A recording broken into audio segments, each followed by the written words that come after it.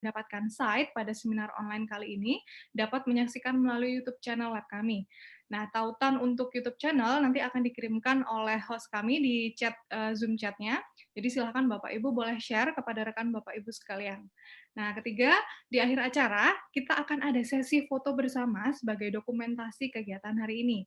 Jadi silahkan Bapak Ibu, saya minta tolong untuk men-turn on-kan videonya nanti untuk kebutuhan dokumentasi. Dan terakhir, pada acara kali ini kita akan menghabiskan 1 jam pemaparan oleh Bapak Sony Fajar Surya Gumilang dengan topik pembicara yang akan dibawakan, dan 30 menit sisanya untuk tanya jawab. Nah, selama acara berlangsung, Bapak Ibu dapat memberikan pertanyaan melalui Zoom chat atau melalui YouTube chat pada video live streaming channel lab kami.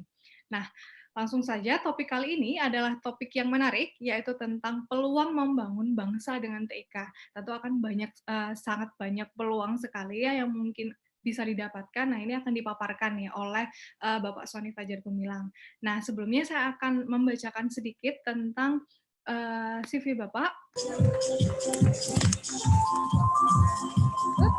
Jadi, Bapak Sony merupakan salah satu dosen profesional di jurusan Sistem Informasi Fakultas Rekayasa Industri, dan beliau tergabung dalam Enterprise and Industrial System Research Group, tepatnya pada Lab Riset Sistem Arsitektur and Governance. Sedangkan untuk pendidikan, Bapak Sony menghabiskan masa D3-nya di IAI LPKIA, yaitu Lembaga Pendidikan Komputer Indonesia Amerika ya Pak ya?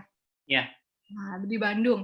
Nah, untuk S1-nya, beliau menghabiskan di STT Indonesia di jurusan Teknik Informatika, dan untuk S2-nya di jurusan Teknik Informatika ITB. Nah, untuk experience, sebenarnya saya rasa untuk experience sudah lebih dari ini yang dicantumkan hanya terakhir dari tahun 2016 sampai dengan saat ini. Nah, untuk experience sendiri, sempat menjadi co-trainer Transforma di tahun 2018 sampai dengan 2020 untuk terakhir tahun ini ya Pak ya. Wah, ini sangat ini sekali. Oke, lalu selanjutnya pernah menjadi pembina technopreneurship di FRI, peneliti RCICT Business and Public Policy, and manager solusi teknologi di BTP, dan terakhir juga sampai saat ini ya Pak ya, menjadi Ketua Tim Evaluator SPBE Kemenpan RB, dan juga Kepala Bagian Kerjasama Strategis Universitas Telkom ya Pak ya. Oke, kalau nggak salah juga Pak Sony ini ya Pak, punya warehouse atau IT apa Pak, ini ya, konsultan ya Pak? Ya, saya sama teman-teman punya Garputala, Garda Komando Tata Kelola, itu startup company di bidang manajemen. Wah, itu. Jadi pengalaman Pak Sony tentu sudah tidak perlu ditanyakan lagi. Baik, langsung saja, Bapak 1 jam dipersilakan kepada Bapak Sony untuk memaparkan materi terkait peluang membangun bangsa dengan TIK. Silakan Bapak. Baik, terima kasih Bu.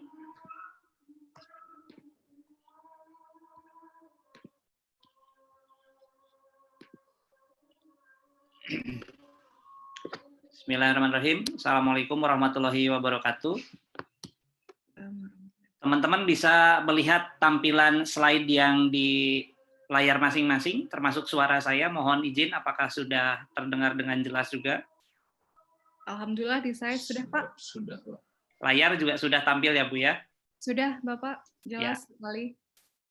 Baik. Bismillahirrahmanirrahim. Assalamualaikum warahmatullahi wabarakatuh. Selamat siang, teman-teman peserta webinar Sistem Pemerintahan Berbasis Elektronik, Peluang Membangun Bangsa dengan TIK.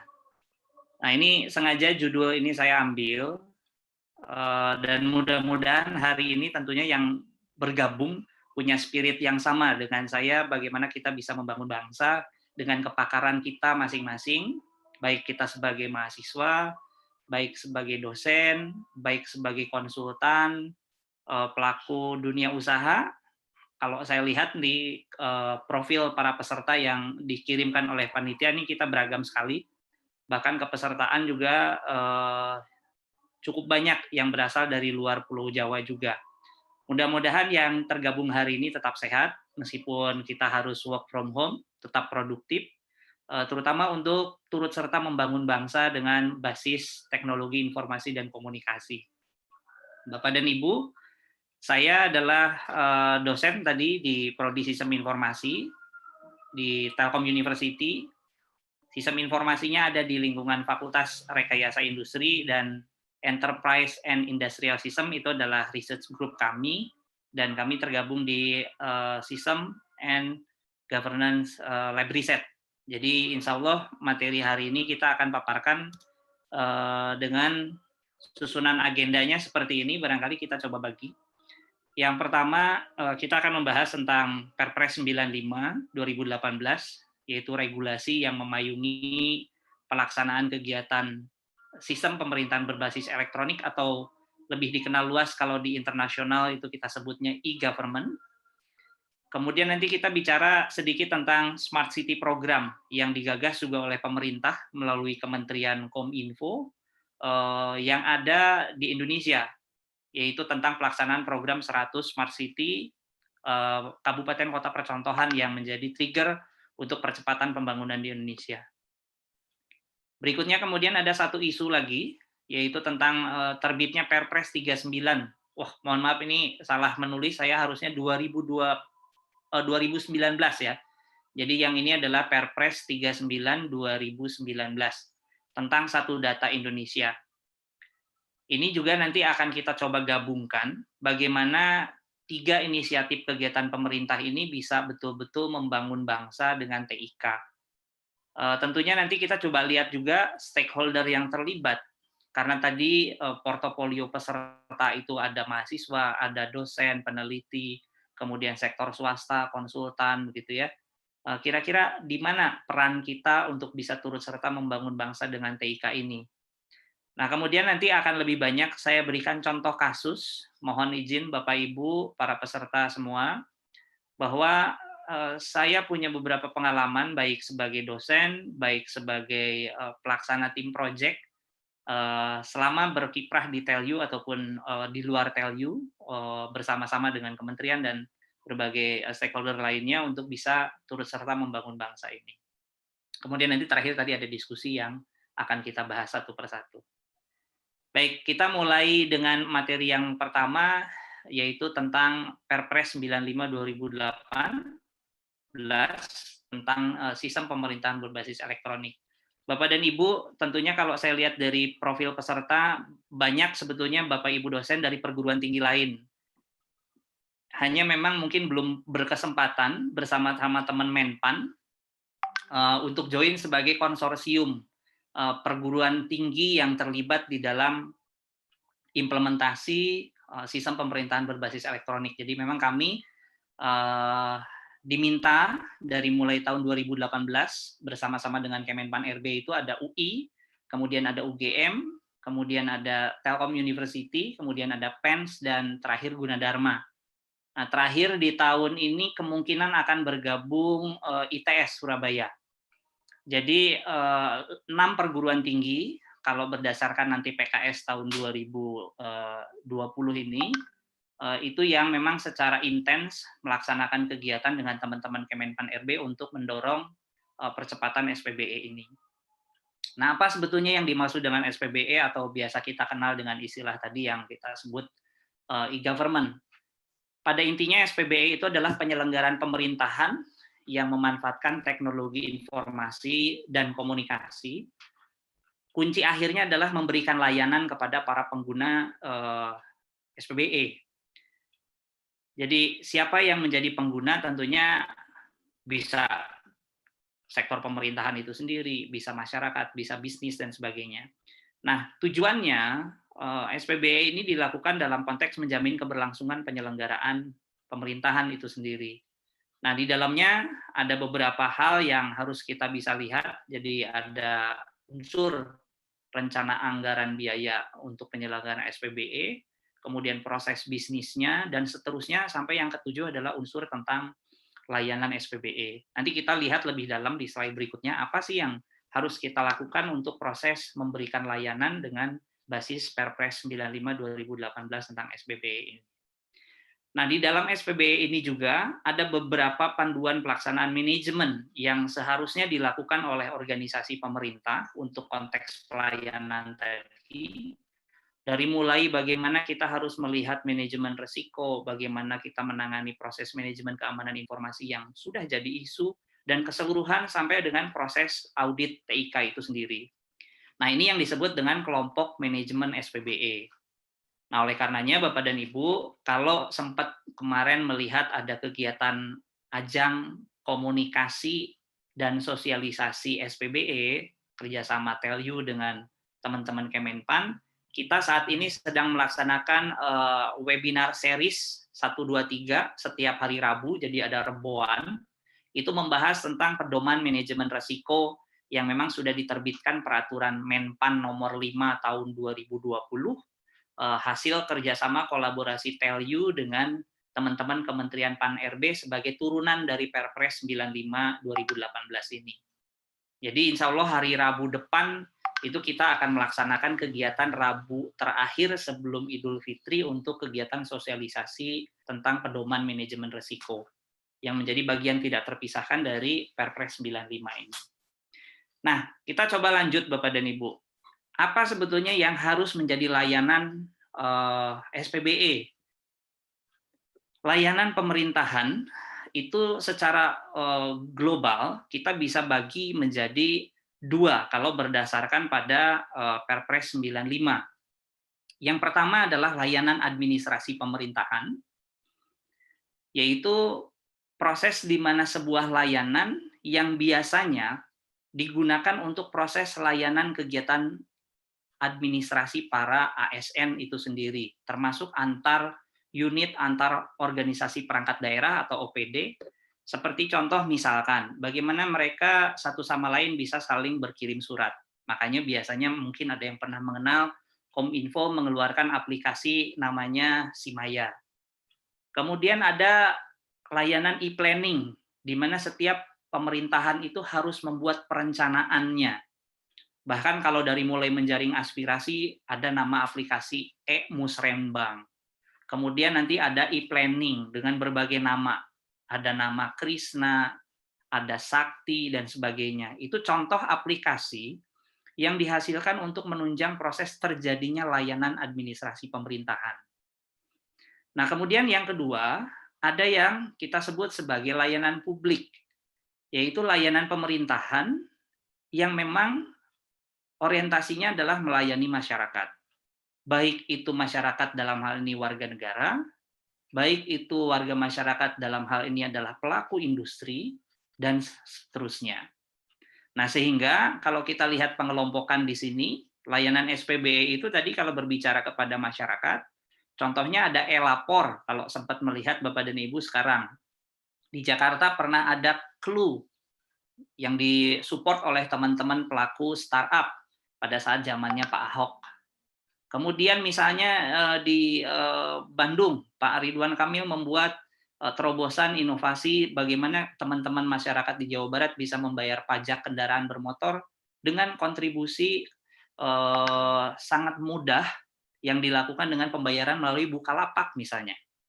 Nah, itu adalah contoh bagaimana sebuah inovasi pemerintahan bisa melakukan kerjasama melalui startup-startup yang ada. Nanti di bagian belakang juga kita akan lihat apa saja startup yang misalnya Telyu juga pernah berkontribusi untuk mendukung layanan-layanan publik yang dilakukan oleh pemerintahan. Baik, sehingga kalau kita lihat dari gambar yang disampaikan di slide ini, tentunya nanti ada juga bagaimana para pelaku usaha juga bisa dilayani oleh pemerintah. Bagaimana Pak Jokowi sangat kencang melaksanakan proses penekanan agar dwelling time misalnya di pelabuhan itu jadi jauh lebih cepat. Dibuat yang namanya Lembaga Negara Single Window atau LNSW untuk mempercepat seluruh perizinan yang ada. Nah, di lain pihak ada juga tadi yang kita sebut dengan layanan administrasi pemerintahan. Kalau contoh di sini adalah bagaimana kita bisa melaksanakan kerjasama internasional, ada government to government. Jadi aplikasi-aplikasi yang berhubungan dengan misalnya pemerintah lain. Kita mengenal misalnya kalau dalam bidang kejahatan ada Interpol. Bagaimana satu data bisa saling ditransformasikan, bisa saling diintegrasikan pada saat misalnya kita mengejar pelaku yang kabur ke luar negeri. Tentunya itu harus ada proses di mana pemerintah Indonesia itu harus memberikan layanan kepada pemerintah luar untuk bisa saling memanfaatkan layanan pemerintahannya masing-masing. Demikian juga dengan layanan-layanan kepegawaian, misalnya BKN, Badan Kepegawaian Negara, itu banyak mengelola data-data master referensi untuk ASN atau aparatur sipil negara. Nah, ini adalah contoh-contoh layanan di dalam lingkup sistem pemerintahan berbasis elektronik yang tersebar secara global tadi menjadi administrasi pemerintahan dan layanan publik. Baik, kita lanjut Bapak dan Ibu. Ini adalah visi misi dari SPBE dari mulai 2018 saat Perpresnya dikeluarkan sampai dengan 2025. Jadi dari mulai melakukan penguatan tata kelolanya, mengembangkan pelayanan publik yang terpadu, makanya tidak sedikit sekarang ada istilah baru di pemerintahan yang kita sebut dengan mall pelayanan publik. Jadi ada sebuah kawasan di mana di mall tersebut di-create sejumlah layanan untuk publik. Nah, kita bisa mendengar mungkin di beberapa berita, beberapa pemerintah daerah tertentu membangun hal tersebut. Itu juga merupakan inovasi untuk membangun negara dengan basis teknologi informasi dan komunikasi. Demikian juga dengan proses membangun fondasi fisik, misalnya infrastruktur jaringan. Tidak dipungkiri dengan saking luasnya Indonesia, di seluruh negara kita harusnya sudah tidak ada lagi blank spot area. Namun, ya cerita kenyataan di lapangan, pernah saya beberapa kali perjalanan ke luar daerah yang sangat jauh, sangat terpencil, itu memang PR kita. Jadi dengan luasnya negara kita, mudah-mudahan banyak inovasi-inovasi baru bagaimana kita bisa membangun negara kita diawali dengan pembangunan infrastruktur yang ada. Nah, disinilah sebetulnya sektor swasta, saya lihat ada para pelaku swasta di daftar peserta webinar kali ini, mungkin teman-teman dari Telkomsel, teman-teman dari XL, dan seterusnya, para penyedia provider, mudah-mudahan bisa masuk ke area-area yang memang masih blank spot. Nah, sehingga di akhir fase 2025 harapannya sudah terbangun semua infrastruktur, kemudian SDM-nya juga semakin banyak dilatih. Kominfo sekarang sedang banyak melaksanakan kegiatan Digital Talent Scholarship atau beasiswa untuk proses pelatihan gratis untuk digital talent. Jadi ada yang ikut kegiatan Android Kejar, ada kegiatan ikut di sertifikasi Oracle dan sebagainya. Itu adalah upaya-upaya berbaginya pemerintah lewat kementerian masing-masing untuk bisa mendorong percepatan pencapaian visi misi SPBE, yaitu terwujudnya SPBE yang terpadu dan menyeluruh untuk mencapai birokrasi dan pelayanan publik yang berkinerja tinggi. Nah, ini yang kita bisa lihat visi misinya seperti apa SPBE di negara kita. Di slide ini kita bisa melihat upaya potret. Nah, kami 5 perguruan tinggi di tahun 2018 diminta Kemenpan untuk memotret, Bapak Ibu. Kita punya instrumen untuk penilaian evaluasi SPBE. Jadi yang kita lakukan adalah melakukan proses potret kekinian dari instrumen pertanyaan dijawab oleh kementerian, lembaga, dan pemerintah daerah untuk mengetahui indeks maturity atau tingkat kematangan dalam konteks SPBE secara nasional nih seperti apa. Ini data-data yang kita olah bersama teman-teman di Kementerian Pan-RB sebagai koordinator SPBE nasional. Alhamdulillah, meskipun di tahun 2018 indeksnya masih 1,98, di tahun 2019 meskipun tidak keseluruhan 423 KLD kita evaluasi, kita lakukan dengan metode sampling, ada 2,18, jadi sudah ada peningkatan. Nah, namun demikian peningkatan ini ternyata masih ada gap antara indeks SPBE di kelompok instansi pusat dengan di pemerintah daerah. Terlebih pemerintah daerah itu biasanya kabupatennya. Kalau kota relatif lebih bagus dibandingkan dengan pemerintah kabupaten. Nah, sehingga disinilah saya merasa terpanggil untuk mengajak rekan-rekan peserta pada kesempatan hari ini untuk betul-betul bisa berkontribusi terhadap bangsa dengan bantuan TIK. Nah, tentunya apa yang biasanya kita bisa kontribusikan? Cukup banyak Bapak dan Ibu, atau teman-teman mahasiswa yang hadir.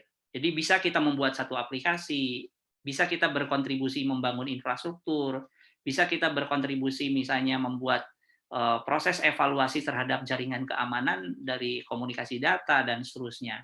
Atau misalnya yang teman-teman senang pada domain proses bisnis, kita bantu pemerintah untuk membuatkan peta proses bisnisnya seperti apa di pemerintah daerahnya. Atau misalnya yang senang sisi hukum, termasuk juga pengetahuan-pengetahuan tentang kebijakan. Kita bisa menyusun, membantu peraturan-peraturan pemerintah daerah, membantu menyusunkan pemerintahan daerah itu dengan menghasilkan produk-produk kebijakan berupa peraturan wali kota, peraturan bupati, yang memang mendorong terciptanya kegiatan iklim SPBE berbasis TIK ini menjadi lebih baik. Nah, makanya di Kemenpan bersama Telyu kita membangun namanya Aksi SPBE, yaitu ajang komunikasi dan sosialisasi. Fokus kita saat ini sedang melaksanakan di pedoman manajemen risiko SPBE. Nah, monggo kalau misalnya Rabu depan ada yang mau berkesempatan bisa join, silahkan untuk Bapak dan Ibu bisa join di acara Aksi SPBE ketiga, hari Rabu tanggal 20.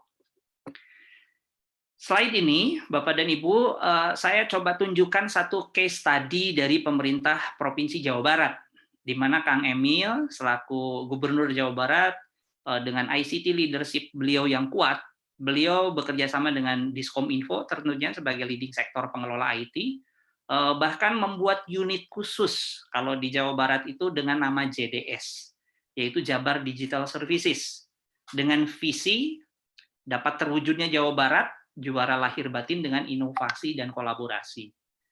Nah, cukup banyak yang menjadi program-programnya setelah dari visi diturunkan menjadi misi, ini kita bisa lihat di sebelah kanan. Bahwa untuk meningkatkan layanan publik, mutunya itu kita harus memanfaatkan teknologi informasi. Nah, di sini terkandung makna bahwa pemerintah Jawa Barat sangat concern. Jadi kalau yang hadir hari ini adalah warga Jawa Barat, termasuk juga mungkin nanti Bapak dan Ibu yang di luar Jawa Barat, silahkan dilihat, silahkan ditelaah masing-masing visi misi provinsinya, visi misi kabupaten kotanya, untuk bisa memberikan dukungan terhadap pelaksanaan kegiatan rencana pembangunan di masing-masing daerah. Ini adalah contoh konkret yang dituangkan oleh pemerintah Provinsi Jawa Barat. Jadi tadi ada Jabar Digital Service, di mana nanti teman-teman di Jawa Barat sudah mulai menggunakan bagaimana mengambil kebijakan, mengambil keputusan dengan pemanfaatan big data. Bagaimana pemerintah terus melakukan transformasi digital. Ada aplikasi Sapa Warga untuk level RW, diberikan tablet, handphone oleh bantuan gubernur, agar masing-masing di daerah bekerja sama dengan kabupaten kota masing-masing bisa melaporkan apa yang memang menjadi masalah konkret di Jawa Barat melalui transformasi digital ini. Dan tentunya Pak Emil juga tidak luput bagaimana mengembangkan kehidupan masyarakat. Contohnya nanti kita bisa lihat kolaborasi antara teman-teman startup. Seperti apa itu dilakukan oleh pemerintah Jawa Barat. Nah, inilah beberapa gambaran konkret yang bisa kita pilih di mana peran kita baik sebagai akademik, pelaku bisnis, startup, mahasiswa, dosen.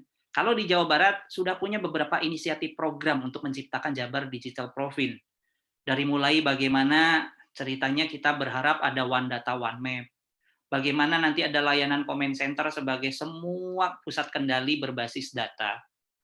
Bagaimana melakukan proses transformasi digital mulai dari village, dari desa-desa Bapak dan Ibu.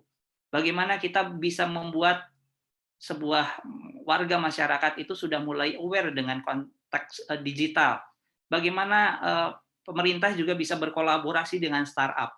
Sangat banyak sekali, termasuk edukasi, akademik. Bagaimana kita bisa memberdayakan teman-teman anak-anak SMK, teman-teman D3, D1, yang memang secara pendidikan mereka disiapkan untuk segera terjun ke keahliannya masing-masing. Jadi sangat luar biasa kepemimpinan yang dicontohkan oleh Pak Emil dalam konteks bagaimana membawa Jabar ke arah digital province. Kita lihat lebih dalam Bapak dan Ibu. Jadi ini adalah 26 program, 30 subprogram yang terus tumbuh di Jawa Barat. Dan ini memanggil kita tentunya, memanggil bagaimana kita punya peran untuk masing-masing ini. Nah, tinggal tentunya Bapak dan Ibu, teman-teman mahasiswa, para peserta yang hari ini hadir, bisa melihat ini sebagai peluang kita untuk membangun bangsa. Nah, ini yang saya maksud dengan istilah bagaimana kita melalui inisiatif program SPBE itu bisa tergerak semua stakeholder yang hari ini hadir di dalam lingkungan webinar saat ini. Kita lihat Bapak dan Ibu, agenda yang kedua. Jadi selain kegiatan tadi SPBE yang dibuat dengan regulasi sebagai landasan hukumnya Perpres 95 tahun 2018, Kominfo membuat sebuah terobosan juga, yaitu program percontohan Smart City di 100 kabupaten kota. Nah, ini efektif dari mulai 2017, 2018, 2019. Programnya berlangsung. Kalau kita lihat dari banyak sekali definisi, intinya mungkin teman-teman yang hadir hari ini sudah banyak tahu juga apa sebetulnya Smart City. Saya lebih senang mengambil kesimpulan bahwa Smart City itu adalah sebuah inisiatif program yang bisa diterapkan, bisa itu di perkotaan, bisa itu di lingkup kabupaten, tentunya dengan melibatkan penggunaan TIK dengan basis connectivity internet sebagai infrastruktur utama layanan, dengan tujuan meningkatkan kualitas pelayanan publik, menurunkan cost, dan meningkatkan value. Nah, yang jadi kata kunci adalah meningkatkan value bagi seluruh stakeholder yang ada di kawasan tersebut. Nah, ini dari sekian banyak yang kita sebut sebagai definisi dari Smart City. Apa yang menjadi komponen Smart City, Bapak dan Ibu? Saya coba ambil rujukan dari City Asia Incorporation, bahwa ada 6 istilahnya domain, atau misalnya ada 6 area yang bisa dilakukan kalau kita ingin membangun satu kawasan dengan konsep Smart City. Yang pertama adalah bagaimana kita membangun smart governance, tata kelola pemerintahan yang baik itu seperti apa, dan salah satunya SPBE di situ posisinya Bapak dan Ibu. Kemudian smart environment, kalau ke arah kiri ya, kalau ke arah kanan ada smart branding. Jadi kalau misalkan kita posisinya mau menjelaskan satu persatu, ini cukup banyak yang akan kita bahas. Jadi dari mulai smart branding, smart economy, smart living, smart society, dan smart environment. Nah, dengan konsep pendekatan 6 domain smart yang dilaksanakan dari program Smart City, sebetulnya ini yang ingin dicapai Bapak dan Ibu. Jadi bagaimana kalau secara garis besar tata kelola pemerintahan yang baik itu adalah tujuan dari smart governance, tadi memberi layanan bagi administrasi pemerintahan, bagi layanan publik.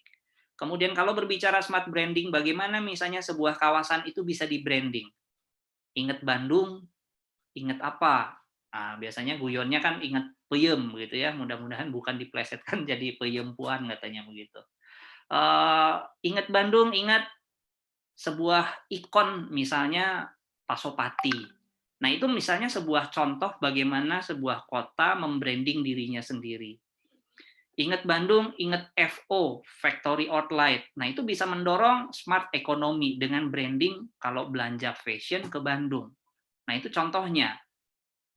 Jadi bagaimana misalnya kita bisa mengingat, kita ke Palembang, ya pasti taunya empek-empek begitu. Nah, itu adalah contoh bagaimana kita membranding satu kawasan yang menggunakan teknologi informasi, apalagi kita gunakan saja Instagram dan sebagainya. Nah, banyak program yang dilakukan misalnya oleh Kementerian Pariwisata, ada Genpi, generasi selfie yang bisa membantu teman-teman untuk mengendorse misalnya satu kawasan pariwisata tertentu yang sangat luar biasa meskipun di daerah pedalaman. Nah, tentunya nanti itu mendorong pertumbuhan ekonomi, tetapi harus diimbangi juga dengan kondisi lingkungan sekitar yang serba sehat. Apalagi seperti sekarang di kondisi pandemik COVID-19 ini, mudah-mudahan konsep-konsep smart city dengan konsep smart living itu bisa mendorong lingkungan yang lebih bersih, lingkungan yang green, yang hijau, yang asri. Bagaimana misalnya konsep IoT juga bisa berkembang di sini. Misalnya ada penempatan bagaimana penyiraman tanaman secara otomatis dan sebagainya. Jadi ini adalah contoh-contoh yang bisa diterapkan begitu ya. Termasuk bagaimana kita berinteraksi satu sama lain, smart society. Contoh pemerintah Jawa Barat tadi dengan sapa warga, bisa mengedukasi lewat webinar dan seterusnya, termasuk smart environment. Ya, jadi secara keseluruhan lingkungannya harus bersih, harus asri, masyarakatnya sangat sadar akan budaya, sangat sadar akan teknologi, sangat kolaboratif. Ini adalah cita-cita yang ingin dicapai oleh pendekatan smart city yang dipilih oleh teman-teman di Kementerian Kominfo. Nah, kita coba lihat sekarang sudah mulai ke di mana sebetulnya peran Bapak dan Ibu pada saat akan berkontribusi bagi bangsa begitu. Sekarang kita lihat, saya melihat portfolio peserta ini adalah teman-teman dosen. Saya lihat ada teman-teman mudah-mudahan bisa join juga, ada beberapa yang sudah saya kenal juga sebetulnya. Tanpa bermaksud menggurui, saya yakin kalau akademik itu dengan tridharmanya.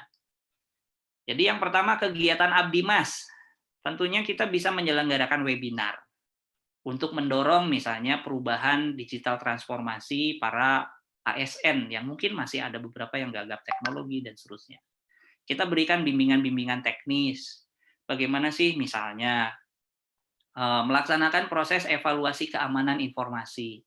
Kita lakukan misalnya BIMTEK tentang pen testing, bagaimana kita bisa membangun sebuah layanan e-learning dan seterusnya. Nah, sementara kalau bisnis dengan dana-dana corporate social responsibility, kita bisa tuangkan, membangun program, memberikan hibah bantuan peralatan dan sebagainya, itu yang bisa kita lakukan untuk membangun bangsa bersama-sama. Nah, kemudian Bapak dan Ibu, ini juga bisa dicermati dari pengalaman saya di Telkom University bahwa Abdi Mas itu tidak selalu orientasinya adalah kita menjadi penyumbang, memberi. Artinya, kita bisa mendapatkan juga benefit dari situ pada saat bermitra dengan teman-teman di bisnis. Yang pernah kami lakukan adalah kita bekerja sama tripartit, teman-teman bisnis punya dana CSR, kemudian teman-teman mahasiswa bisa kita berikan honor sebagai pelaksana, kita misalkan bisa mendorong teman-teman dosen membuat program, akhirnya tripartit itu dijalankan untuk mengedukasi satu area tertentu. Itu yang kita lakukan. Bahkan rasanya halal juga kalau memang misalnya dana CSR itu dibolehkan membayar dosen misalkan sebagai narasumber. Jadi itu contoh konkret bagaimana misalnya kita bukan bermakna Abdi Mas itu sebagai sesuatu kegiatan yang harus selalu menjadi cost center di universitas. Di beberapa pengalaman kami akhirnya bisa mendapatkan itu sebagai pendapatan non tuition fee bagi Universitas Telkom contohnya. Pun demikian dengan yang kedua, kegiatan penelitian. Beberapa kegiatan yang kami lakukan baik dengan bisnis ataupun dengan pemerintahan, kami bangun yang namanya kegiatan penelitian kemitraan Bapak Ibu. Atau teman-teman mahasiswa bisa terlibat di sini. Dana pemerintahan yang sudah disiapkan basisnya di RKAP, ya, Rencana Kerja Anggaran Pemerintahan, sudah dimasukkan dari DPA tahun sebelumnya, direncanakan, jadi itu dibangun. Itu dilaksanakan dengan basis MOU misalnya awalnya antara kampus kita dengan salah satu pemerintahan. Nah, dengan kegiatan penelitian kemitraan, nanti produknya beragam Bapak Ibu. Bisa menjadi prototipe produk aplikasi, bisa untuk kita misalnya menghasilkan sebuah paper jelas, kita menyampaikan ke mereka bahwa misalnya ini akan menjadi sebuah paper, diseminarkan di conference tertentu atau diterbitkan di jurnal tertentu. Nah, sementara yang dirasakan oleh teman-teman di pemerintahan pada saat melaksanakan kegiatan penelitian adalah produknya. Bisa produk tadi kebijakan, bisa produk aplikasi, dan lain-lain. Demikian juga yang ketiga, nah ini yang luar biasa Bapak dan Ibu. Kalau mempelajari konsep pengadaan barang pemerintah, barang dan jasa pemerintah, LKPP sudah mengeluarkan yang namanya model swakelola tipe 3 Bapak dan Ibu. Jadi organisasi masyarakat dalam hal ini kalau seperti kami Telkom University di bawah Yayasan Pendidikan Telkom itu dianggap setara dengan komunitas masyarakat karena berbasis yayasan. Nah, kita bisa menerima program-program pendanaan dengan basis MOU untuk melaksanakan kegiatan-kegiatan proyek. Dan disinilah letak bagaimana sebuah perguruan tinggi bisa mendapatkan dana yang kita sebut dengan non-tuition fee. Untuk akreditasi itu luar biasa sekali, biasanya ditanya, berapa sumber pendanaan di luar tuition fee yang dibayarkan mahasiswa. Nah, disinilah perannya Bapak Ibu. Sebagai contoh, kami di Kabupaten Bandung, ini case study-nya, bagaimana kita melihat Kabupaten Bandung sangat strategik karena TELU ada di Kabupaten Bandung, itu menjadi mitra. Dengan luas wilayah sekian hektar, jumlah SKPD-nya sekian banyak, jumlah desanya 270 desa, kami coba bangun Kabupaten Bandung bersama dengan TELU untuk menciptakan desa digital. Itu dilaksanakan programnya 3 tahun. Saya kebetulan yang jadi lead kegiatan Abdimas untuk mendigitalisasi 270 desa selama 3 tahun. Apa yang dihasilkan? Jadi pertama kita mencoba mendiskusikan ini bersama-sama dengan Kominfo, kemudian dengan teman-teman di UGM, karena UGM dan TELU menjadi mitra membangun Smart City Kabupaten Bandung. Dan alhamdulillah pencapaiannya diakui oleh Kominfo bahwa Kabupaten Bandung di tahun 2019 menjadi kabupaten dengan signifikansi perubahan terbaik di Indonesia. Ini proses yang kita lakukan dengan konsep pentahelix. Bagaimana kita berbicara ABCGM, jadi ada akademiknya, kemudian ada bisnisnya, kemudian ada community, kemudian ada media, itu semua berkolaborasi termasuk komunitas ya. Jadi itulah konsep bagaimana pemerintahan berkolaborasi dengan berbagai stakeholder yang ada. Jadi kita coba mapping siapa yang bisa berkontribusi terhadap Kabupaten Bandung, ini yang kita lakukan. Nah, akhirnya teman-teman di Kabupaten Bandung kita awali dengan contoh kegiatan proyeknya Bapak dan Ibu. Kami membangunkan yang namanya IT Master Plan. Kalau sekarang di era SPBE disebut sebagai Perpres 95 itu sebagai rencana induk SPBE. Jadi kita buatkan dari mulai tahun 2016 sampai 2021 dengan goals akhirnya adalah layanan prima. Ini adalah roadmap besar layanan SPBE yang harus dibangun di Kabupaten Bandung dengan bantuan kami di Telkom University. Jadi secara bertahap, ini kita lakukan secara berjenjang. Nah, apa hasilnya? Ini contohnya Bapak dan Ibu mungkin yang sudah melakukan ya alhamdulillah, itu contoh kontribusi kita. Kalau ada yang belum, mungkin mudah-mudahan ini bisa menginspirasi Bapak dan Ibu. Kita lakukan di area smart governance, kita bagi ada yang namanya proses perbaikan tata kelola. Kemudian ada proses peningkatan interoperabilitas data dan ada fokusnya di transparansi dan akuntabilitas pemerintahan. Contoh yang pertama. Di internet Bapak dan Ibu silahkan cari, ada yang namanya platform Open SID.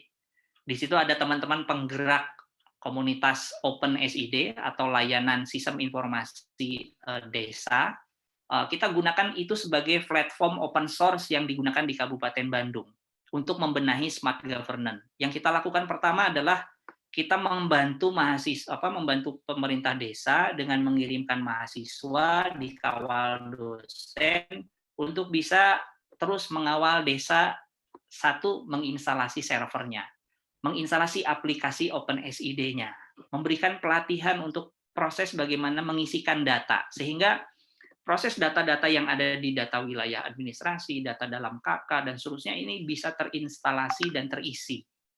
Alhamdulillah, data-data yang ada di 270 desa itu akhirnya bisa termodernkan, datanya terupdate. Ini contoh tampilannya Bapak dan Ibu untuk layanan desa.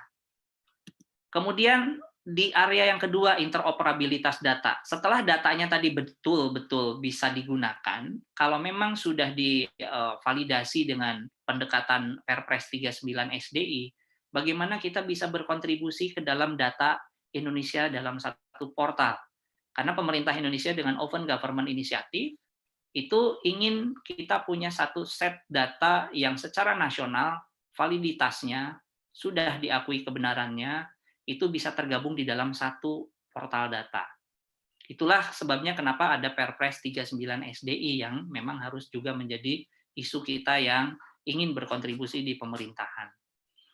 Kemudian yang ketiga, bagaimana kita membangun smart ekonominya dengan pendekatan smart governance dari sisi tata kelola. Kalau misalnya yang pertama di smart governance-nya, nanti yang kedua kita lihat smart ekonominya, bagaimana kita membangun pendekatan pembangunannya.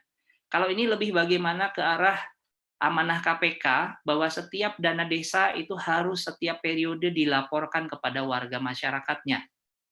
Nah, di layanan Open SID, teman-teman desa kita ajarkan bagaimana mereka membuat sebuah laporan dalam bentuk grafis, bagaimana kita bisa infografis itu disebarkan. Ini contohnya, bahwa desa itu berapa pendapatannya, digunakan programnya untuk apa, apakah digunakan untuk pembangunan fisik, pembangunan program pembinaan SDM, dan sebagainya.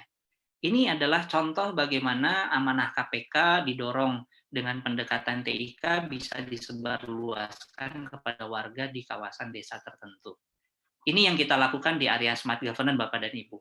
Nah, lantas di smart economy kita mendorong mereka punya program di dalam konteks yang namanya Sabilulungan Bandung Sarebu Kampung. Pembangunan dengan konsep tematik, ada kampung gamis, ada kampung jeans, dan sebagainya. Lantas apa yang dilakukan Telkom University bersama-sama teman-teman di desa masing-masing?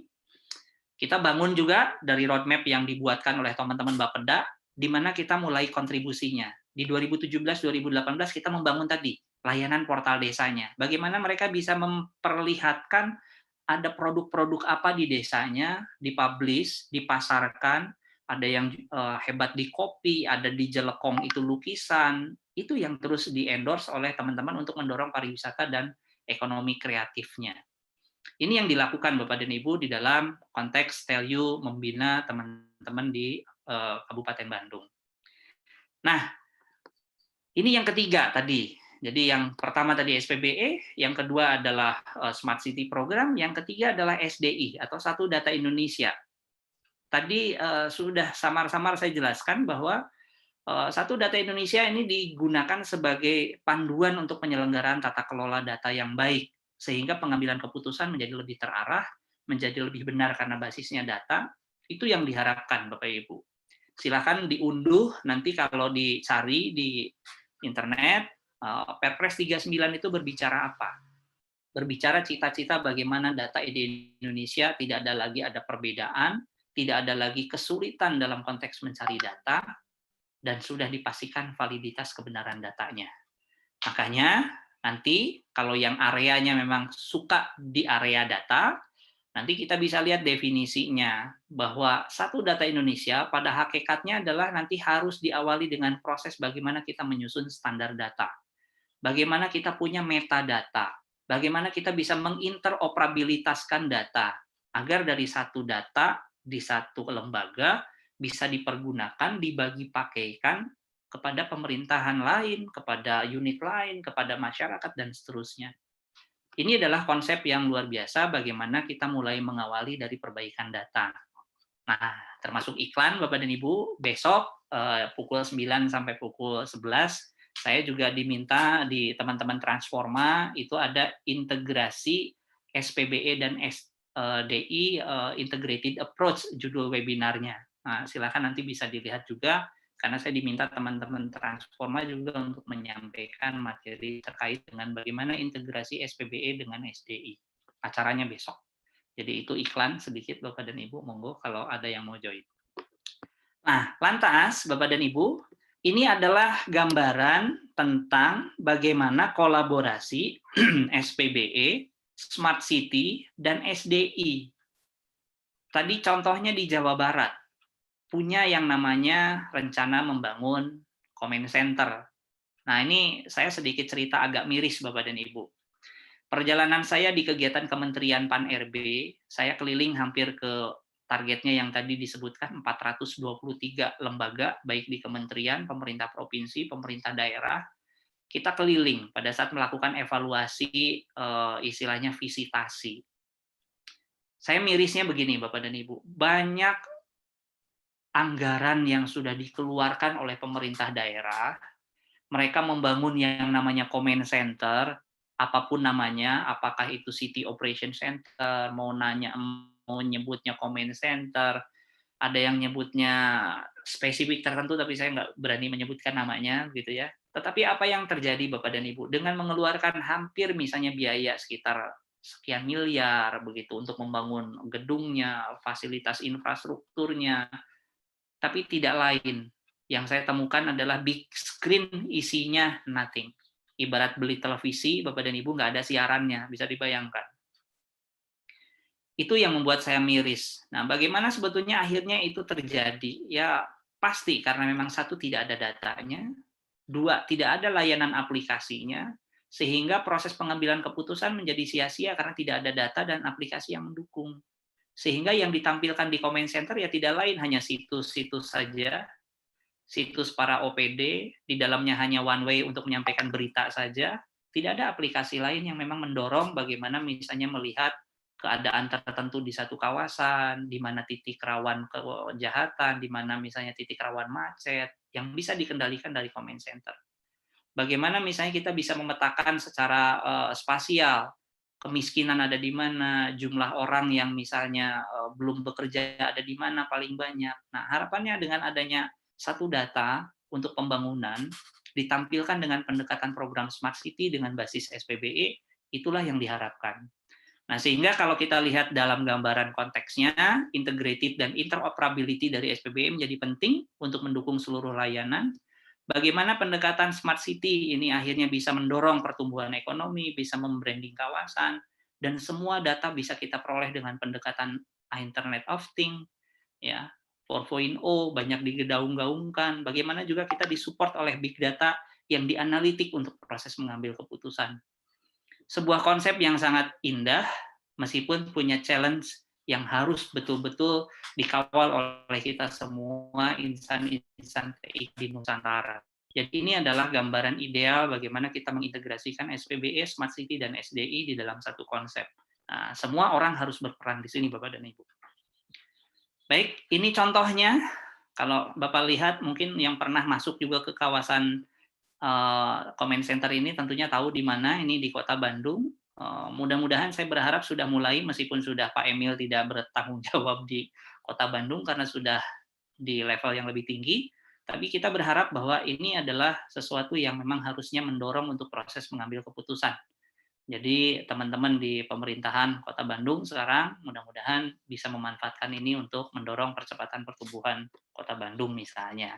Demikian juga dengan kota-kota lain tentunya. Nah, bagian yang keempat, Bapak dan Ibu, siapa yang menjadi pemangku kepentingan di kegiatan SPBE atau Smart City, atau tadi SDI kalau kita terapkan? Tentu ada KLDI, pemerintah itu sendiri.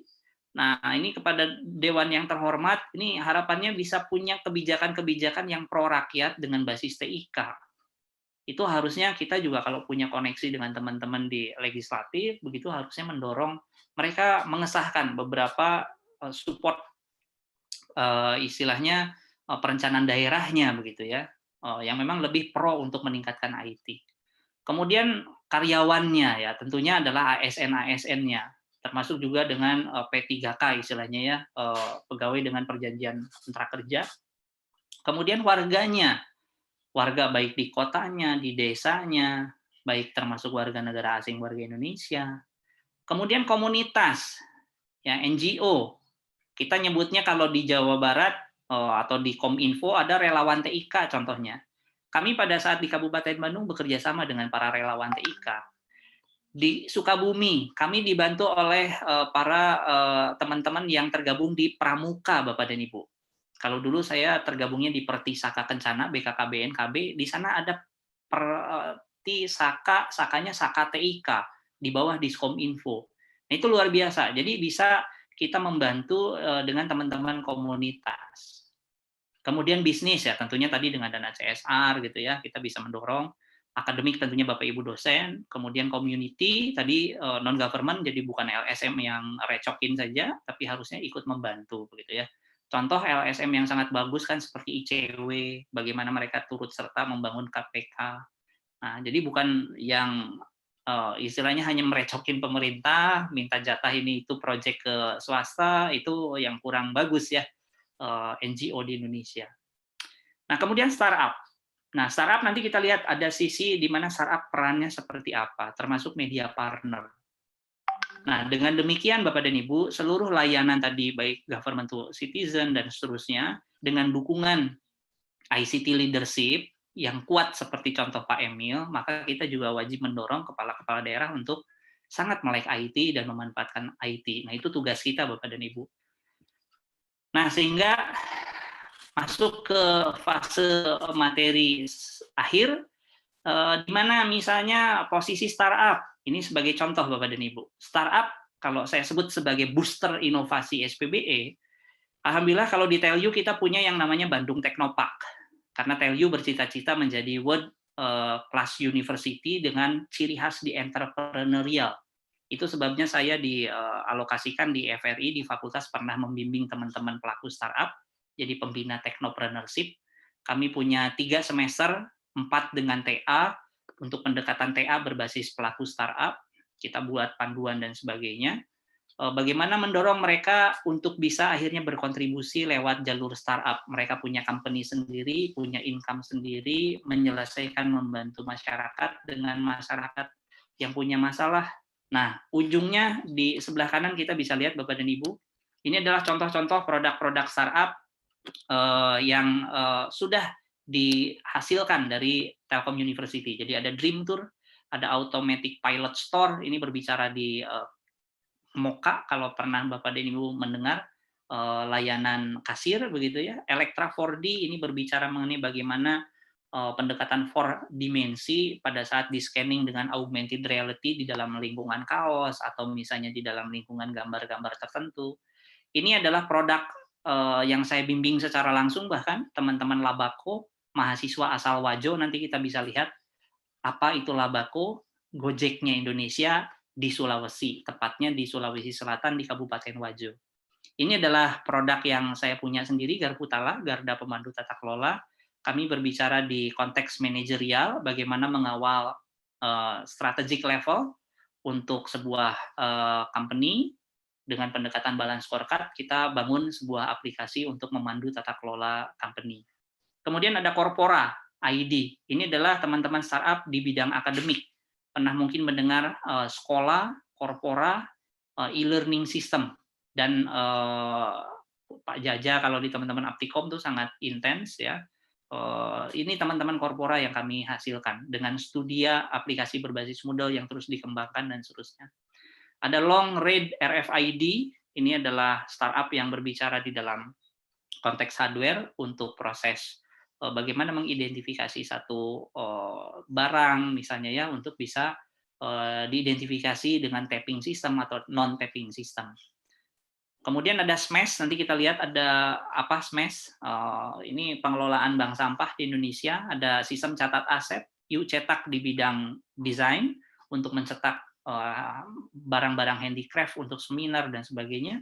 Ada yang di bidang perikanan, pernah dengar mungkin Bapak dan Ibu ada Aruna atau pasar laut, ada Atmasya untuk misalnya pengawetan ikan, kemudian ada Fish On untuk mencari lokasi ikan-ikan di terumbu karang mana yang terbanyak. Itu aplikasi yang saat ini dikawal oleh KKP. Di timnya Pak Luhut ini menggunakan teman-teman Fish On. Ini adalah contoh hasil dari binaan-binaan kami di Bandung Technopark dengan pendekatan tadi kurikulum di technopreneurship.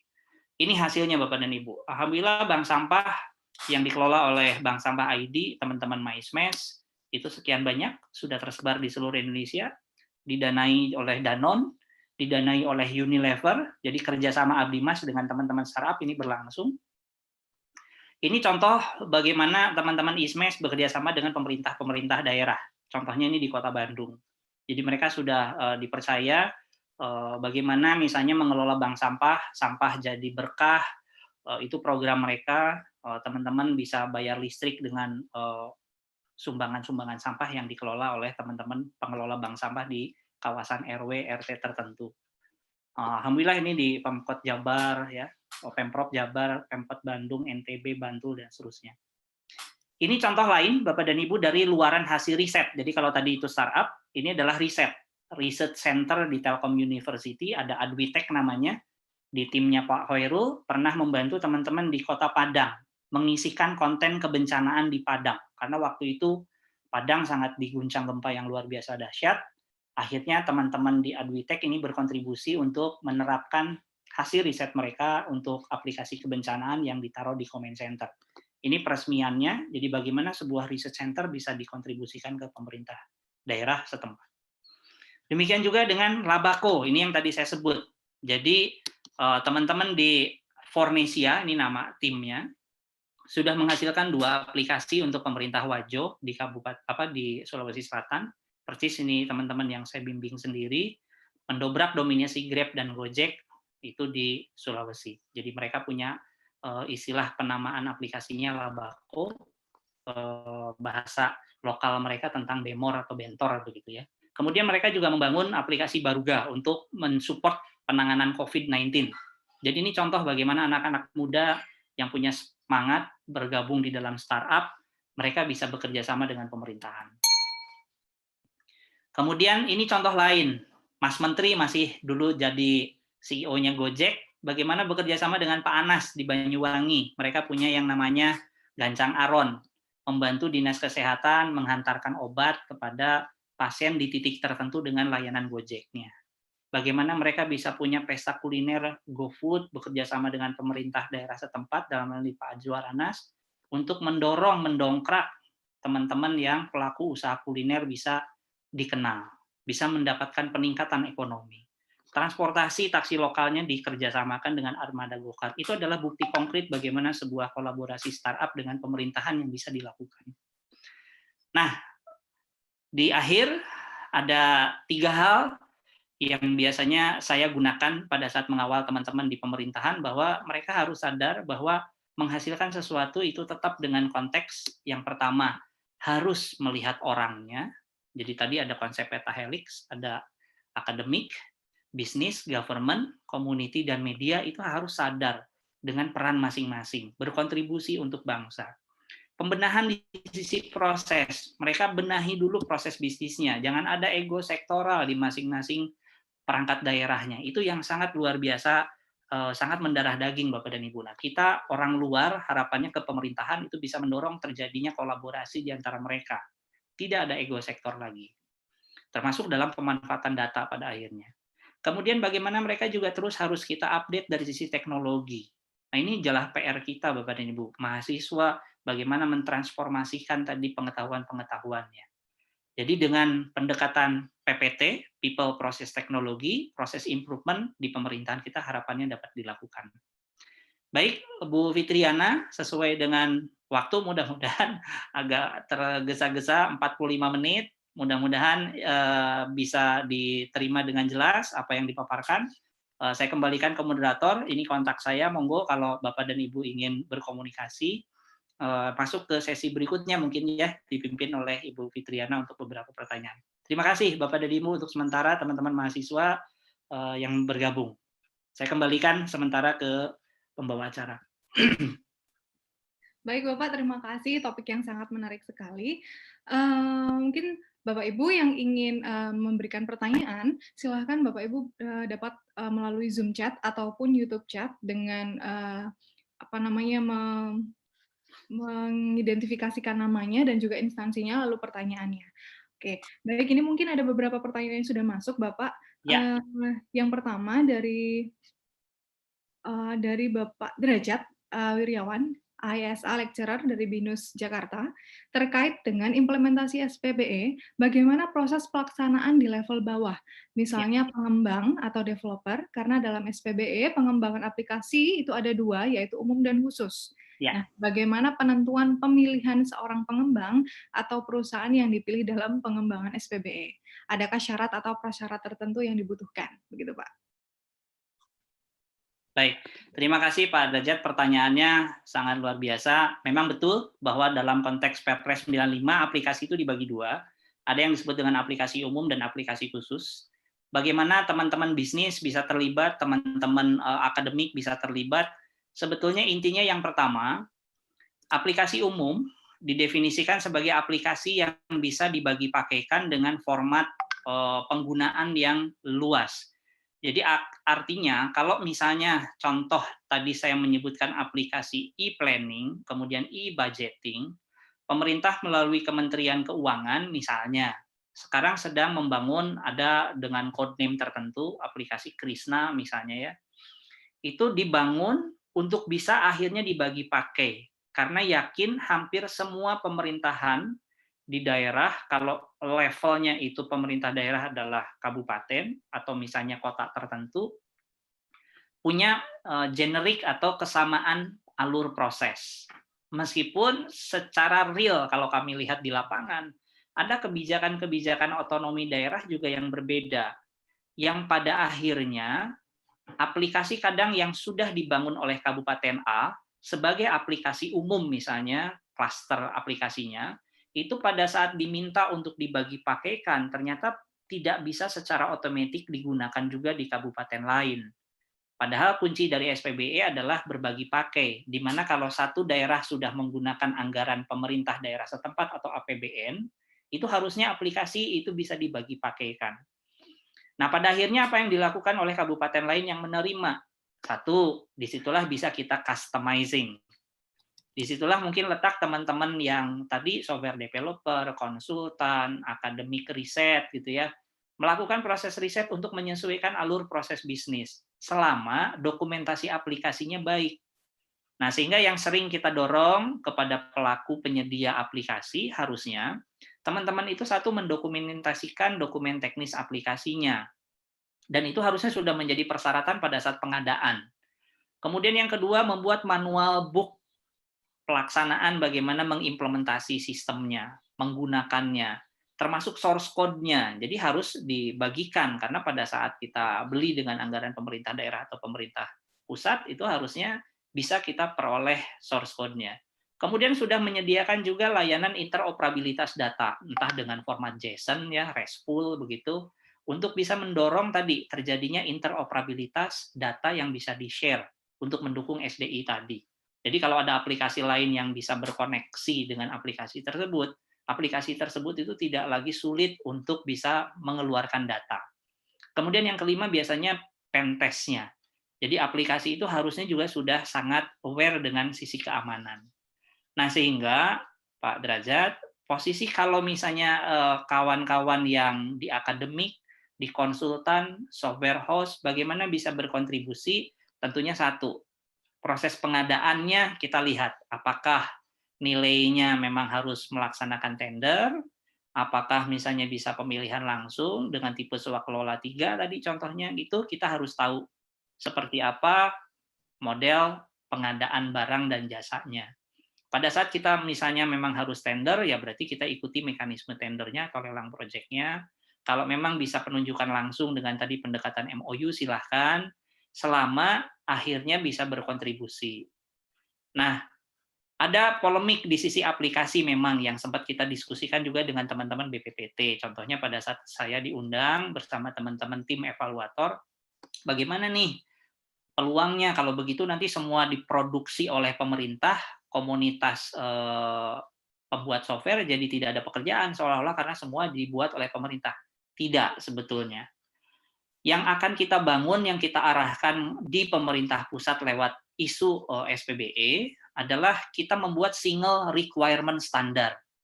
Jadi kalau standarnya mirip seperti kita pahami misalkan USB. USB itu kalau sudah punya standar, misalnya USB 3.0, bahwa mereknya nanti mau Samsung, mau Toshiba, mau apapun, selama standar USB 3 itu dipenuhi, minimal requirement-nya, berarti dia sudah bisa dikonsumsi. Nah, sehingga demikian dengan software. Jadi kalau sebuah software misalnya di layanan sistem kepegawaian, itu misalkan berbasis pada PP 11 tahun 2017 kalau nggak salah, harus ada yang namanya sistem informasi kepegawaian itu harus mencakup siklusnya dari A sampai 14 misalkan. Nah, berarti itu yang harus dibuat.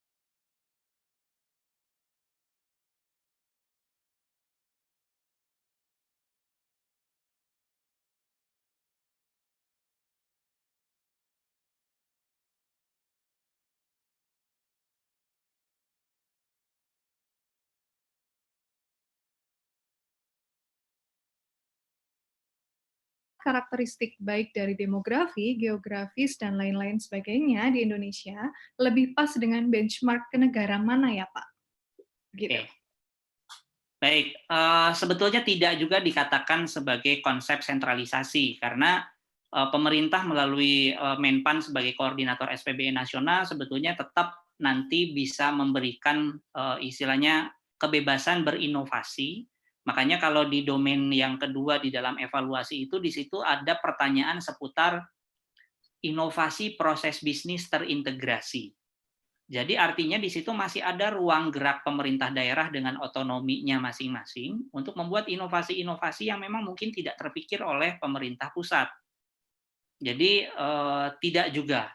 Nah, tapi apa yang disentralisasi? Nah, yang disentralisasi adalah gambaran misalnya sisi helikopter view dalam bentuk arsitektur SPBE nasional.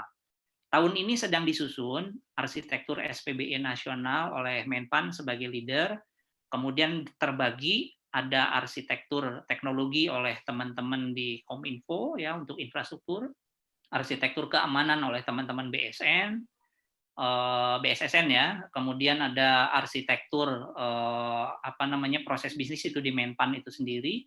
Jadi itu adalah bentuk kolaborasi di level kementerian yang harapannya kolaborasi ini juga ditiru nanti di pemerintah-pemerintah daerah setempat. Nah, sehingga kalau ditanya mana yang cocok dengan luas wilayah. Nah, kalau Indonesia saat ini kami sering berdiskusi dengan teman-teman yang sedang merancang di level internasional yang e-government-nya bagus itu ada Denmark, kemudian ada Korea, dan akhirnya kita milih Korea sementara ini dengan NIA inisiatifnya. Jadi kalau di googling di international level untuk government, itu NIA adalah satu unit di government-nya Korea yang mengawal bagaimana proses pelayanan pemerintahan berjalan di Korea. Nah, salah satu staf ahli di Kemenpan, saya lupa namanya Mr. Kim atau Mr. siapa ya, itu sering berdiskusi dengan teman-teman di tim Menpan untuk arsitektur. Jadi kita nge-benchmark-nya dengan teman-teman Korea saat ini, Bu Fitri. Gitu. Kalau misalkan untuk negara berkembang gitu Pak, mungkinkah ada benchmark negara yang bisa kita bandingkan dengan Indonesia Pak? So far sih kita di teman-teman Kementerian Pan-RB beberapa kali itu basisnya memang ke Korea ya. Kalau yang saya tahu beberapa kali kunjungan ya, kalau selebihnya saya belum tahu Bu Fit, kemana, apakah ada atau tidak gitu ya yang menjadi teman-teman membenchmark hal tersebut gitu. Oke, baik siap. Ini lagi ada dari Bapak Devi, Pak. Bapak Devi Firmansyah, seorang Ya, dosen dari ini STMK LPKIA. ya. Assalamualaikum Pak Sony. Rekan saya dulu di LPKIA ini Pak Dev. Terkait dengan isi Perpres 95 tahun 2018 tentang SPBE bab 1 pasal 2 tentang prinsip SPBE poin E, Ya, akuntabilitas. akuntabilitas ya. Bagaimana proses pertanggungjawaban aplikasi yang dibuat oleh mahasiswa yang melaksanakan PKL di kepemerintahan, Pak? Ya, jadi kalau berbicara prinsip akuntabilitas, tadi berbicara bagaimana pemerintah itu harus transparan ya. Dalam konteks misalnya mempertanggungjawabkan keuangan, baik keuangan pemerintah daerah, kalau misalnya sumbernya dari hibah pemerintah pusat. Nah, kalau konteksnya bagaimana misalnya aplikasi yang dibuat oleh mahasiswa dari hasil PKL, sebetulnya tadi yang saya sampaikan Pak Devi. Jadi teman-teman mahasiswa boleh kok dilibatkan, dibantu dosen pembimbingnya menyelesaikan permasalahan di pemerintahan. Yang harus dipastikan tadi 5 hal. Yang pertama, dokumentasi dari aplikasinya betul. Aplikasi itu didasarkan pada regulasi yang tepat yang digunakan sebagai acuan. Jadi kalau membuat tadi contohnya aplikasi SDM harus tahu regulasi tentang pengelolaan SDM berbasis pemerintah itu seperti apa, proses bisnisnya seperti apa, alurnya seperti apa, data yang harus dikelolanya bagaimana. Kemudian yang kedua tadi, setelah dokumentasi teknisnya ada, maka harus dibuat manual book-nya. Ya, baik manual book untuk instalasi, manual book untuk operator, manual book untuk administrator. Kemudian setelah itu harus dilakukan training, ya, alih transformasi. Jadi bagaimana mereka dilatih, ada BIMTEK mungkin ada workshop. Kemudian nanti mereka juga harus menyerahkan source code-nya kepada teman-teman yang dibantu di pemerintahan tadi. harus juga disiapkan tadi API datanya. Kemudian harus di-pentest. Nah, ini yang terakhir nih yang penting. Karena jangan sampai data pemerintahan itu bisa bocor. Nah, gimana caranya pentest? Nah, bisa berkoordinasi dengan teman-teman BSSN. Bagaimana misalnya pentest di level aplikasi, bagaimana di pentest di level jaringan komunikasi data, itu jadi penting. Termasuk penyimpanan datanya ini di server mana? Harusnya di server di Indonesia, bukan di server di luar negeri. Mungkin seperti itu, Bivit. Baik. Oke, Pak. Selanjutnya dari Pak Syafral, BPKP, apakah dalam pengembangan ini juga mempertimbangkan integrasi COVID? Artinya Perpres yang mengatur juga mempertimbangkan COVID. Berikutnya, karena saya juga mahasiswa pasca, jadi menurut Bapak, apakah apa yang menarik untuk diteliti sehingga memberikan impact kepada domain atau unit pemerintah? Baik, terima kasih Pak Safral. Entah pernah bertemu atau belum nih. Dulu beberapa teman-teman BPKP juga ikut di kegiatan piloting soalnya. Kalau di Perpres 95 termasuk turunan-turunannya, contoh yang sedang kita garap dengan aksi SPBE 1, 2, 3 tentang manajemen risiko sebagai bagian yang tidak terpisahkan dari Perpres 95, jelas Pak.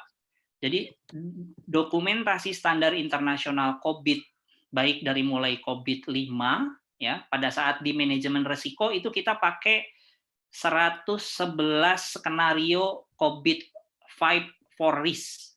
Jadi COVID-5 untuk resiko, itu kita gunakan sebagai acuan Permenpan 5 2020 tentang pedoman manajemen resiko. Pada saat kita melaksanakan proses evaluasi, penilaian evaluasi SPBE, kita gunakan konsep maturity dari CMMI. Kemudian konsep untuk mengolah tipe dari jenis risiko, misalnya kita pakai konsep dari ISO 31000 dengan digabung ke ISO 38500. Jadi nanti dibedakan, ada risiko operasional, ada risiko pengadaan atau project, ada juga risiko strategik. Jadi COVID memang satu-satunya dokumentasi yang biasanya sudah sangat umum dipergunakan untuk mengawal tata kelola dan manajemen teknologi informasi, bahkan sekarang sudah masuk di fase perkembangan COVID terbaru, COVID 2019, itu juga kita gunakan sebagai rujukan. Seperti itu mungkin kalau nanti ditanya domain apa yang sebaiknya misalnya disiapkan untuk bahan penelitian, yang lagi hangat itu Pak, misalnya kalau memang Bapak mau terlibat di manajemen risiko SPBE, kita kemarin pada saat menyusun naskah akademik kesulitan mencari contoh best practice manajemen risiko sistem pemerintahan di luar negeri. Jadi masih sangat sedikit.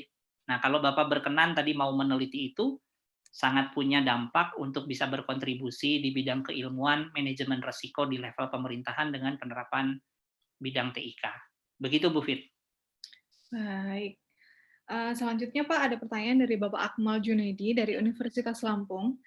Pertanyaannya adalah, berbagi pakai data untuk berbagai keperluan dalam SPB itu tidak mudah. Perlu adanya standarisasi representasi data.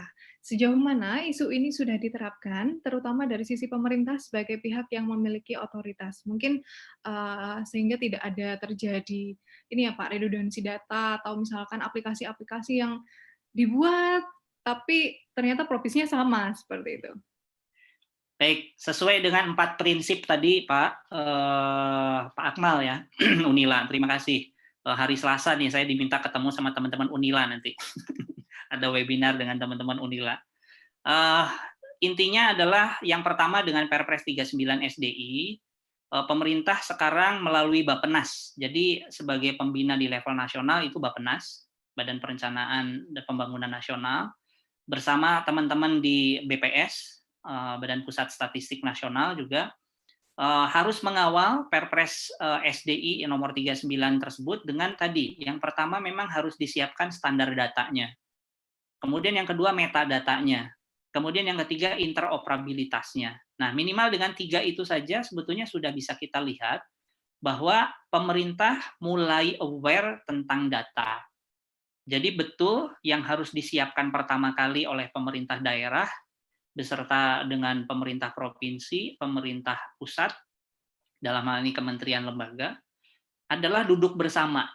diamanahkan di Perpres 39 SDI itu harus ada yang namanya forum data. Jadi rencana aksi yang pertama yang harus dilakukan adalah teman-teman pemerintah daerah, kalau di daerah ya misalnya, sekretariatnya adalah Bapeda. Leading sektor yang mengawalnya adalah teman-teman Diskominfo, terutama kalau tipenya tipe C itu ada di bidang statistik. Teman-teman itu harus duduk bersama dengan para OPD lain. Yang pertama adalah membuat yang namanya metadata. Nah, metadatanya nanti disiapkan, bisa dirujuk dari Sirusa. Jadi contoh formatnya ada di contoh aplikasi Sirusa BPS. Nanti ada contoh metadata khusus, ada statistik khusus, ada contoh metadata statistik umum gitu ya, atau sektoral. Nah, silahkan dicuplik di situ. Jadi rencana aksi yang pertama adalah bagaimana tadi membuat namanya metadata, kemudian kalau sudah ada standar data dari pemerintah pusat, karena tanggung jawabnya ada di pemerintah pusat, itu harus diikuti rujukannya. Seperti itu mungkin Pak Akmal, terkait dengan masalah data. Baik, mungkin itu nyambung juga Pak dengan pertanyaan selanjutnya dari Pak Ageng dari Pasca Unicom. Terkait duplikasi pengembangan untuk aplikasi yang sifatnya generik, apakah ada aturan dari pemerintah melalui SPBE, Perpu, atau aturan pemerintah lainnya terkait batasan jenis aplikasi apa yang boleh dibangun oleh daerah masing-masing, lembaga atau pemerintahan daerah ya Pak? Karena jika ada duplikasi anggaran itu kan sangat disayangkan sekali Pak. Betul, betul. Intinya yang diamanahkan sesuai Perpres 39 untuk mengeluarkan pedoman tentang aplikasi ini PR-nya ada di Kominfo sebetulnya. Jadi kita sedang menunggu dikeluarkannya pedoman aplikasi oleh teman-teman di Kominfo untuk mengatur tadi aplikasi umum, aplikasi khusus, sehingga tadi tidak ada duplikasi aplikasi, karena memang betul yang harus dibangun oleh hadirnya Perpres 95 adalah bagaimana efisiensi dari anggaran pemerintah terkait dengan belanja IT. Jadi kalau memang sudah ada satu aplikasi, nah ini juga peran kita, jadi nggak boleh membiarkan nih kalau kita sebagai konsultan, kita sebagai akademisi, kita sebagai mahasiswa, kalau diminta membuat aplikasi, istilahnya kita harus shopping-shopping dulu deh, melihat ke tetangga kiri kanan, apakah sudah ada aplikasi sejenis di pemerintah daerah lain atau di kementerian lain, karena kalau sudah ditemukan itu ternyata ada dan fungsinya sama, idealnya adalah berkirim surat. Berkirim surat antar instansi untuk meminta kesediaan dipergunakan aplikasi yang masih clean, datanya masih belum ada, untuk bisa digunakan sebagai aplikasi berbagi pakai tadi. Nah, jadi sampai sejauh ini belum ada secara khusus. Mudah-mudahan harusnya amanahnya sih ya Menpan itu punya 3 peraturan turunan yang harusnya diterbitkan. Salah satunya yang sudah keluar tadi pedoman manajemen risiko, kemudian ada pedoman tentang SDM SPBE, ada pedoman tentang tata organisasinya, itu Menpan. Nah, kalau pedoman tentang keamanan informasi itu di BSSN, pedoman tentang infrastruktur dan aplikasi itu di Kementerian Kominfo. Jadi kita tinggal nunggu dan berdoa mudah-mudahan bisa sesegera mungkin mendapatkan angin segar nih dari teman-teman Kominfo mengeluarkan aplikasi peraturannya gitu. Baik, begitu Pak. Selanjutnya Pak, ini ada pertanyaan dari Bapak Romindo, dosen Politeknik Ganesha. Bagaimana perkembangan tentang chip yang ada di tangan Pak saat ini, yang sudah digunakan di beberapa negara Eropa? Apakah Indonesia akan mengarah ke sana sehingga tidak perlu lagi menggunakan banyak card seperti itu Pak? Sejauh yang saya tahu ya baru tadi ya, kalau ke arah biochip seperti itu rasanya belum, atau mungkin saya kurang update informasi, karena isu yang KTP elektronik saja dengan konsorsium smart card itu yang sedang dilaksanakan saja masih tertatih-tatih begitu. Jadi mungkin dugaan saya sih masih belum ya kalau sampai ke biochip seperti itu. Baik. Selanjutnya Pak dari Bapak Dadi Rosadi, STMIK Mardira Indonesia. Ya. Jadi berdasarkan pengalaman Pak Sony, kendala apa Ya. yang paling besar dihadapi pada saat mengimplementasikan SPBE, Pak? Ya, yang pertama infrastruktur. Jadi saya pernah perjalanan itu ke daerah Mahakam Ulu ya, itu luar biasa. Jadi perjalanannya dari Balikpapan masih 4 jam perjalanan pakai darat.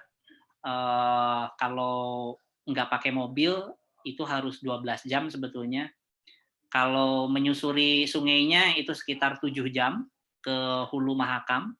Kemudian di situ listrik juga baru ada jam 5 sore pada saat pembawa genset pembawa genset atau isian untuk solar genset bisa datang gitu ya, dan itu baru nyala listriknya. Jadi yang pertama infrastruktur. Yang kedua biasanya SDM. Jadi tidak dipungkiri teman-teman yang di daerah yang memang jauh dari produsen IT, jauh dari kampus-kampus IT begitu, perlu dukungan luar biasa begitu ya. Jadi kadang kan kita mengedukasi kalau daerah terluar, kalau infrastrukturnya belum ada, webinar nggak bisa dilaksanakan. Jadi kita tetap harus face to face datang dengan tadi area transportasinya juga jauh sekali gitu ya, jarak transportasinya, kemudian aksesnya juga luar biasa belum sebagus di Jawa begitu. Nah itu beberapa pengalaman ya. Jadi bisa infrastrukturnya, konektivitas transportasi, kemudian penyedia sumber daya IT-nya, kemudian SDM-nya. Itu beberapa kendala ya, kalau saya lihat Bu Fit. Baik, mungkin juga menyambung Pak dengan pertanyaan dari Bu Deti dari Universitas Gunadarma. Ya, ini Jadi rekan saya nih, sama juga nih Pak kalkulator di pertanyaannya. Gunadarma. Jadi Mudah Bu Deti join ya. nyambung dengan pertanyaan sebelumnya Pak, apakah ada usaha pemerintah pusat untuk meningkatkan pengadaan infrastruktur tersebut Pak? Ya, sejauh yang saya tahu dulu pernah ada Kominfo itu nama programnya, aduh kok jadi lupa saya namanya. Intinya pada saat zaman ada pemeringkatan PEGI ya, pemeringkatan e-government Indonesia, ada mobile khusus, Moblix atau apa saya lupa namanya. Intinya bagaimana mereka bisa memanfaatkan mobil keliling ya. Pada saat ada pemeringkatan dengan nama ICT Pura waktu itu contoh bagaimana pemerintah bisa hadir untuk memberikan layanan-layanan konektivitas. Itu di level kementerian. Kalau contoh di Jawa Barat, sekarang Pak Ridwan Kamil membagikan bantuan gubernur sebesar 5 miliar untuk kabupaten kota yang siap berkomitmen untuk membangun comment center dengan layanan yang memang harus baik. Termasuk juga Pak Emil kalau di Jawa Barat itu membantu konektivitas daerah-daerah rural. Jadi daerah-daerah terpencil, 3T istilahnya daerah-daerah terluar.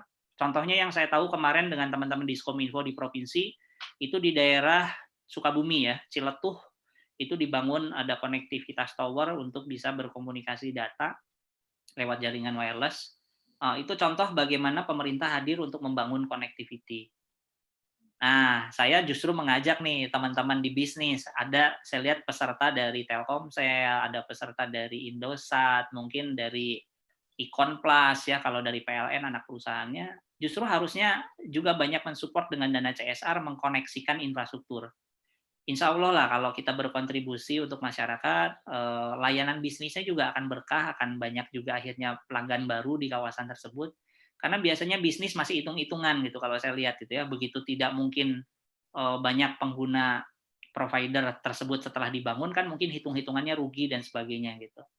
Kalau dibalik kan ya siapa tahu setelah dibangun justru banyak pendatang yang bermukim di kawasan tersebut gitu. Kita bisa lihat itu sebagai peluang. Mungkin begitu Bu Fit. Baik, siap. Untuk Bu Deti tadi pertanyaannya ya. Nah, ini mungkin pertanyaan terakhir, Pak, di sesi ini dari Bapak Michael Sitorus dari BRI Institute.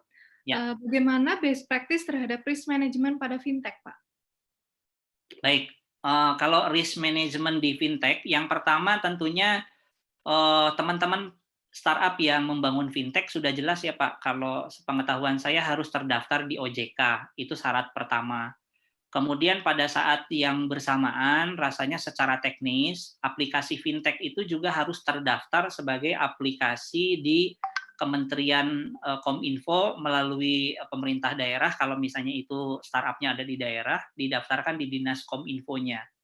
Kemudian harusnya melaksanakan aktivitas tadi, penetration testing dari layanan server, dicek juga seperti apa penempatan servernya, apakah di Indonesia atau tidak. Kemudian keamanan aplikasinya, kalau bisa dikoordinasikan dengan teman-teman di BSSN, kemudian pemanfaatan penggunaan tanda tangan digital dan sebagainya, itu yang harusnya dijadikan checklist sebelum sebuah startup bisa merilis layanan aplikasi fintech-nya ke masyarakat. Nah, termasuk juga mungkin dari BI ya, saya belum tahu nih kalau dari BI apakah memang sudah ada secara khusus selain dari OJK untuk mengawal tentang bagaimana aplikasi fintech itu bisa dirilis ke masyarakat. Karena selama ini memang banyak fintech abal-abal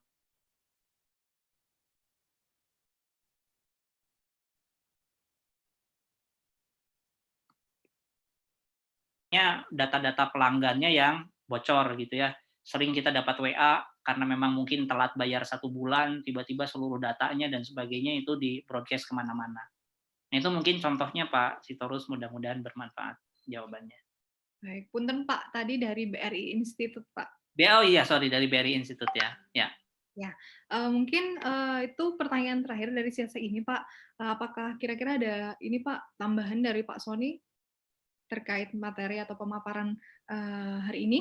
Ya, terima kasih. Sebetulnya saya hanya ingin mengajak bersama-sama teman-teman mahasiswa, teman-teman dosen, peneliti, kemudian para pelaku bisnis tadi ya, startup, teman-teman, untuk sama-sama lah. Siapa lagi kalau bukan kita begitu ya, yang membangun bangsa ini dengan pengetahuan yang kita punya. Kalau saya kebetulan tahunya di bidang sistem informasi, teknologi informasi, ya ini adalah bukti konkret kita sebagai warga negara untuk bisa membantu bangsa ini dengan segala permasalahannya, dengan segala keluasan areanya. Kalau bukan kita, siapa lagi? Kalau enggak dari sekarang, kapan lagi? Buatlah sesuatu meskipun kecil, tapi bermanfaat untuk negara ini. Itu saja kenapa judulnya tadi saya mengawali dengan SPBE, peluang membangun bangsa dengan TIK. Begitu mungkin Bu Fitri, simpulan akhirnya. Baik, terima kasih banyak Bapak.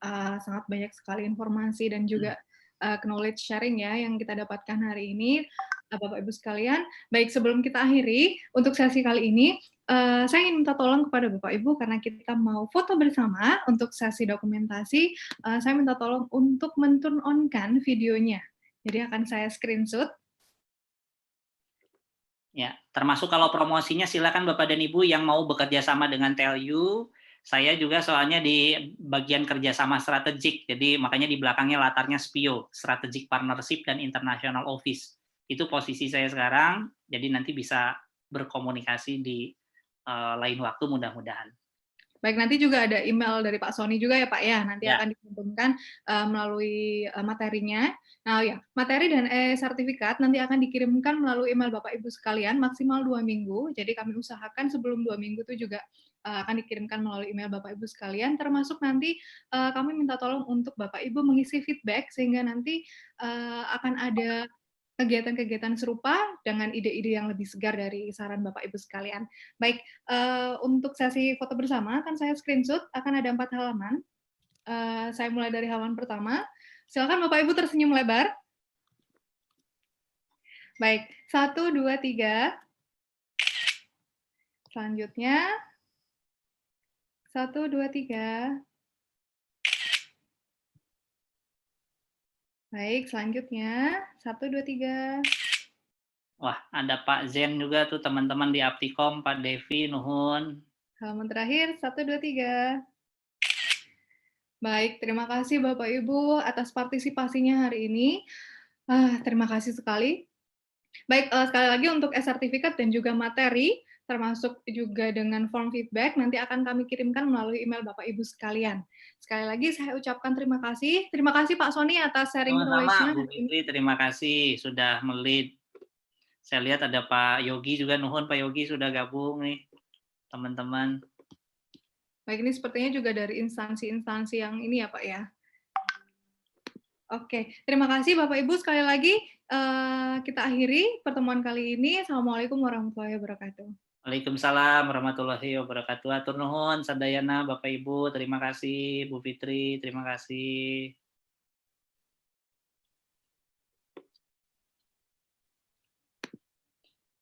Bu Deti atur nuhun.